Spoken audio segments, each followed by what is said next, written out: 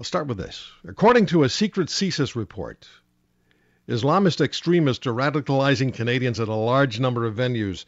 Now, often the finger's pointed at hardline imams, but the CSIS report also speaks about violent Islamic ideology being delivered in Canadian prisons and in Canadian homes, where it involves family members.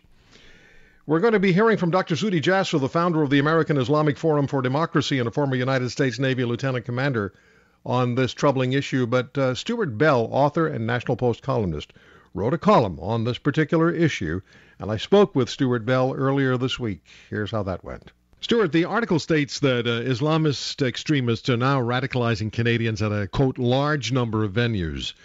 Are we also talking about a large number of Canadians who are being radicalized? Well, I don't think you could say a large number, but certainly our intelligence service has identified this issue as pretty much the top security threat for Canada. And what we're talking about here are Canadians who are, for reasons that seem almost incomprehensible to most people, but who are adopting the ideology of Al-Qaeda. This is the notion that there is a war against a Western war against the Islamic faith, and that it's the duty of followers to wage violence in its defense. And as we've seen over the years, this can pose a severe threat to Canada, not just in terms of Canadians going abroad to join various conflicts, but in fact Canadians wanting to commit violence in Canada itself, as we saw with, for example, the Toronto 18 arrests back in 2006. Yeah. And we're talking about second generation, third generation young Canadians. Well, they tend to come from a whole variety of backgrounds, and I think what they're finding in the studies of radicalization that have been going on is that there's really no formula. I mean, there's no template for who becomes radicalized. If we saw in the Toronto 18, there were first-generation Canadians, second-generation Canadians, converts to the Islamic faith, people with university education, people that more fit the description of sort of gang lifestyle. And I think that's across the board. It's just a whole spectrum of backgrounds that are getting drawn into this. I mean, it's in many ways, it's sort of it seems odd to say it, but almost the cool cause to adopt these days among that circle. In the same way that in the 70s, perhaps people might have, these same types of people might have joined left-wing insurgent groups or identified with those types of causes. Today, we're finding people of that personality type are being drawn into the sort of Al-Qaeda type ideology. The violence factor much greater than it would have been in the 1970s, or the potential much greater. That's the concern, of course, is that when Al-Qaeda and its followers do commit acts of violence, they aim big. They want to commit mass violence on a mass scale. This isn't, for example, as we saw in the 70s, something strategic like, hey, let's hijack a plane and try and get some of our comrades released from prison. This is, no, let's cause a maximum amount of death and damage to the West because we see this as a way of advancing our ideological cause.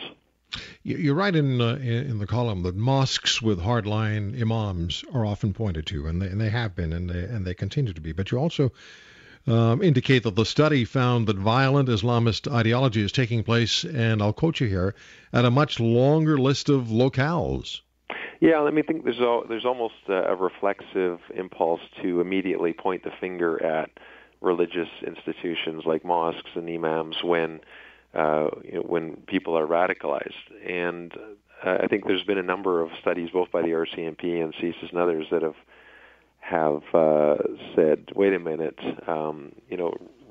mosques tend to be large places where many, many people gather, and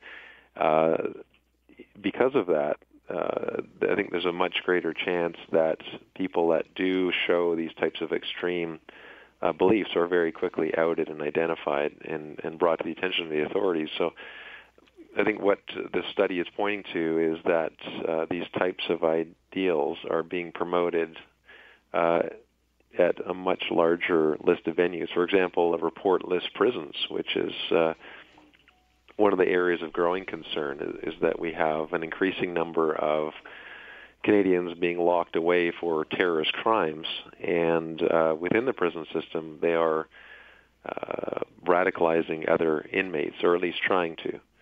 And we saw that with the Toronto 18, for example. There were cases where people locked away awaiting trial for terrorism offenses were trying to recruit other people into the group.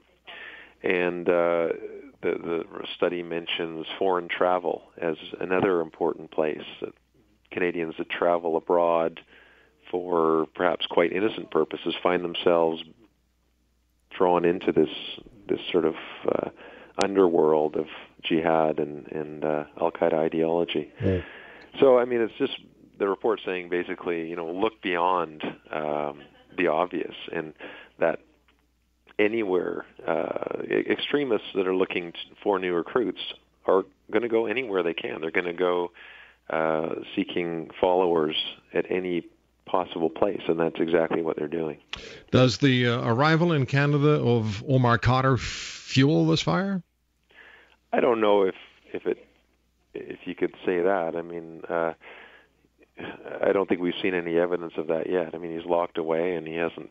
There hasn't been any publicity. I mean, he hasn't had a chance to speak or anything like that. I'm not sure that's an issue at the moment. Even the entire Khadr family that's outside of prison has been quite silent over the last couple of years. So I'm not sure what kind of factor they are. I found it interesting that you wrote that parents, or at least the report also indicates that parents are radicalizing their own children, that spouses are radicalizing each other, and siblings have radicalized each other. Yeah, and that's one of the more disturbing aspects of radicalization, and it's, of course, identified in that report, and that's that. And we saw this in the Toronto 18, for example, where, and you saw both types. For example, there were some arrested as part of the Toronto 18 conspiracy whose parents, at least one of the parents, were very much on board with that type of thing, and you might even say encouraging it. And you saw that after the fact, the way they defended the actions of their children. But you also had in the Toronto 18 kids who were very much rebelling against their parents. Their parents had come to Canada hoping to just become Canadians like everybody else that comes here, and the kids were almost rebelling against that, saying that they disagreed with their parents' interpretation of religion and their way of life, kind of thing. And so you had both things. And in terms of siblings, that's not an uncommon thing. The Jabara case, for example, Muhammad Jabara was a high school student from St. Catharines who went off and joined al-Qaeda. He actually met bin Laden and pledged allegiance to him. And his brother was also involved in al-Qaeda, was in fact killed during an anti-terrorism operation in Saudi Arabia. So the family connection seems to be quite close when it comes to how these young people are adopting these very extreme beliefs. Stuart, if we're talking about these radicalized young people, the next question is always going to be, what are they ready and willing to do in the name of jihad? And does the report go into that? No, but I mean, this is one of a long series of reports that looks at different aspects of radicalization. And if you look at the others, I mean, what they're talking about are people that have been radicalized to the point that they're willing to either, one, commit acts of violence themselves, and that could mean going abroad to Somalia, Pakistan, Afghanistan, and actually engaging in armed conflict, or it could mean, committing acts of violence here at home, or it could mean supporting that violence either through fundraising, or, as we saw in Quebec, there was a man arrested a few years ago who was running websites for al-Qaeda. Yes. So that extremist activity, and the Canadian courts have long maintained this, that a terrorist is not simply somebody who plants a bomb, that around the terrorist there's a whole circle of people who provide money and support and logistics and all kinds of things that make that bombing possible, and they are as much guilty as the person who plants the bomb. One more question for you. Is Canada admitting clearly dangerous individuals into this country under present immigration regulations? Well, I think when we talk about radicalization, we're talking about the new phenomenon, which is not as it was in the past. In the old days, in the 90s, for example, in Canada, our major problem was just that. People who had these types of beliefs, that had training in some cases in places like Afghanistan, who were infiltrating Canada, taking advantage of the refugee system, coming here on fake documents, and conspiring. But what we have now, through this sort of homegrown radicalization, are people that are born in Canada or raised in Canada that sound and look and appear as Canadian as anyone else, but who are somehow being indoctrinated either through extremist recruiters or, as we mentioned, the family or the internet in many cases, and are coming up within Canada as followers of the Al-Qaeda thinking. And this is a much more difficult problem to deal with. It's much more difficult to detect these types of people, and it's could cause some pretty severe problems for Canada if they are ever successful. Stuart Bell from the National Post on the Roy Green Show on the Corus Radio Network on the indoctrination of young Canadians, radicalizing of Canadians by Islamist extremists. When we come back, Dr. Zuhdi Jasser, the founder of the American Islamic Forum for Democracy and former lieutenant commander in the United States Navy. How does he see this situation, and what is there a parallel in the United States? Stay with us. Is Dr. Zuhdi Jasser. He's the founder of the American Islamic Forum for Democracy, as I said, a former U.S. Navy lieutenant commander and past president of the Arizona Medical Association. Zuhdi, you heard what Stuart Bell had to say about the concerns that our CSIS, the Canadian version of the CIA, has about radicalization of young people by Islamists in this country. Is there a parallel in the United States?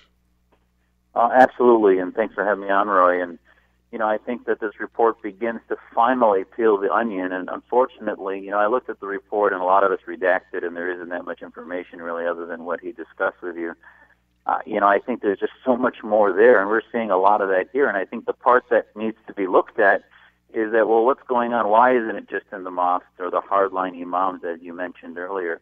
It is a lot more. It's an ideology of separatism. It's an ideology that America and the West is anti-Islam and anti-Muslim. This concept that everything that's not Islamic law and Islamic State must be Islamophobic, and the separation between the Islamic State and the West creates a separatism where the youth become alienated and start to look upon their country that they live in as their enemy, and that's what radicalizes them, and that's political Islam or Islamism. And they don't address that. Now, they would probably say that they don't get into ideology, but I don't think you can counter or, fight radicalization without getting into Islamism, and I think that's the elephant in the room.